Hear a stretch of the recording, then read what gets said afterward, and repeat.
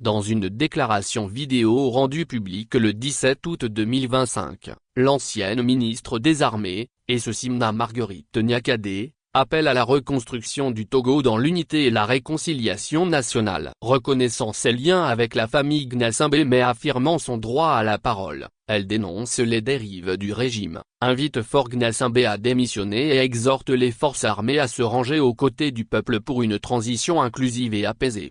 Appel à la reconstruction du Togo. Lomé, 17 août 2025. Togolaise, Togolais, chères concitoyennes, chers concitoyens, je suis Essosimna Marguerite Niakhaté, ancienne ministre des Armées du Togo. Je viens vers vous aujourd'hui, avec respect pour la première fois en vidéo, en tant que citoyenne togolaise. Je viens vous parler avec franchise et responsabilité, mais également avec un profond amour pour notre pays, le Togo. Je suis consciente que ma prise de position peut surprendre et déranger. Depuis la diffusion de mes tribunes, certains disent que je m'exprime par amertume ou par frustration. D'autres doutent de mes actions et pensent que je ne peux pas vouloir d'une sincère unité, ou du changement. Je sais ce que cela peut représenter dans l'imaginaire collectif. À cela, je réponds, oui, j'ai des liens familiaux avec la famille Gnassingbé. Oui, mes enfants en sont issus. Cela est un fait. Mais il n'enlève rien à mon droit de m'exprimer en toute conscience sur la situation du Togo. Avant d'être lié à une famille ou à une communauté,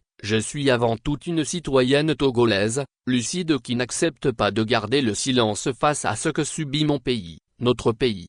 Pourquoi devrais-je me taire, au motif de mes origines ethniques, de mes liens familiaux ou parce que j'ai été ministre et sous prétexte d'avoir bénéficié du système?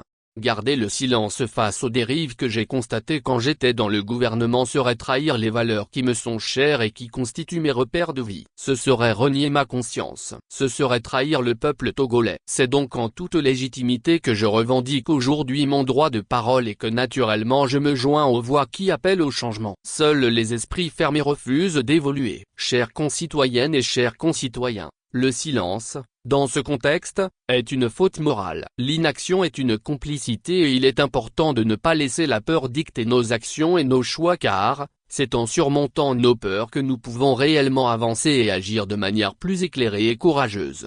Dès les premières heures de son indépendance, le Togo n'a jamais connu la paix. Pas la vraie, pas celle qui libère et qui rassemble. Le Togo est resté enfermé dans un cycle ininterrompu d'abus, de violence et de répression contre sa propre population. Des parents ont été tués pour leurs opinions, d'autres contraints à l'exil, laissant derrière eux des générations meurtries, des familles brisées et des enfants grandir dans la douleur.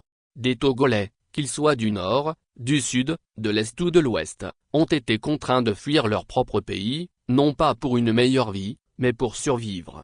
Toutefois, il n'y a pas que ceux qui sont partis. Il y a aussi ceux qui sont restés. Ceux qui vivent au Togo et qui ont appris à se taire, par peur et par instinct de survie. Des citoyens emprisonnés, privés de leurs droits les plus élémentaires et de leur dignité. Nous pensons à tous les Togolais, d'ici et d'ailleurs, qui portent en eux des blessures profondes, des douleurs anciennes et des colères légitimes. Il serait difficile d'imaginer toute cette souffrance parce qu'il faut la vivre pour la comprendre. Il est temps d'arrêter toutes ces souffrances, d'assumer les erreurs du passé et de faire du Togo un pays de repentance, un pays de justice, un pays de mémoire. Ce sera le prix de la guérison et le seul chemin vers un pays de pardon et vers une paix réelle. Nous devons aussi avoir en mémoire que le problème togolais n'est pas une région. Le problème n'est pas non plus un nom de famille, ni une communauté. Le vrai problème, c'est un système qui a trahi les espoirs du peuple et ce système doit être combattu et changé. Chères concitoyennes, chers concitoyens, notre pays ne se construira pas dans la division, mais dans l'unité afin de faire du Togo une nation. Nous avons tous un rôle à jouer afin que nos concitoyens de l'extérieur puissent rentrer chez eux et que tous les Togolais vivent en paix, parlent sans peur et marchent sans crainte. C'est ensemble que nous reconstruirons notre pays dans la fraternité et la détermination. Le temps du silence est terminé. Le moment est venu de dire les choses avec clarté. Nous avons besoin d'un Togo nouveau,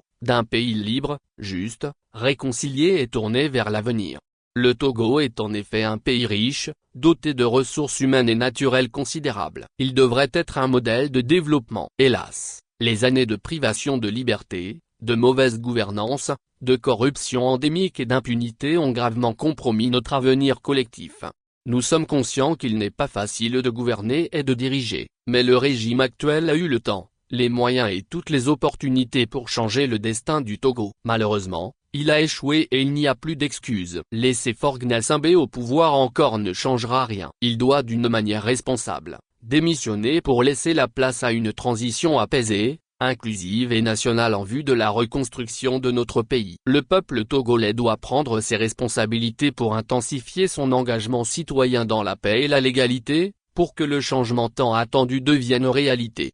Le Togo doit renaître. C'est une réalité historique, aucun peuple ne peut accepter indéfiniment cette oppression, cette misère, ce mépris et cette injustice. Je saisis l'occasion pour lancer un appel une fois de plus aux forces armées et aux forces de défense et de sécurité à se ranger aux côtés du peuple pour la libération et la reconstruction de notre pays le Togo. Trop de sang a coulé sur la terre de nos aïeuls. Il est temps de le laver. Mes chers compatriotes, ne laissons plus la peur dicter notre silence. Ne laissons plus la division nous empêcher de nous unir. Il est temps d'écrire une nouvelle page. Il est temps de reconstruire un pays où chaque Togolais aura sa place, sa voix, et sa dignité. Chers compatriotes, l'histoire nous regarde, nos enfants attendent, et le Togo espère, un seul peuple, une seule nation, un seul avenir, le nôtre. Je vous remercie, Madame Essimna Marguerite Niakade, ancienne ministre des Armées du Togo.